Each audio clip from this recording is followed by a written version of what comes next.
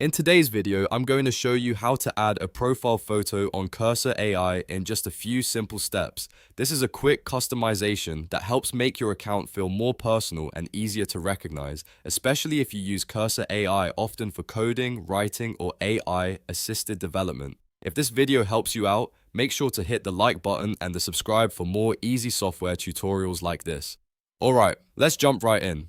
First, open Cursor AI in Chrome and sign in with your account. Once you're logged in, look toward the lower left side of the screen and click the three dots near your profile area. This opens the Account and App Options menu. From here, click Settings. The Settings page will open, and now you'll want to scroll down until you find the Profile section. This is where Cursor AI lets you manage your account image and other profile details. In the Profile section, click Upload Image. A file picker window will appear, allowing you to choose the photo you want to use. Select your image from your device, then click Open. After the image loads, make sure everything looks correct. If you're happy with the preview, click Save to apply the new profile photo to your Cursor AI account. That's it. Your profile photo is now updated and visible on Cursor AI. It's a simple change, but it helps personalize your workspace and make your account look more complete.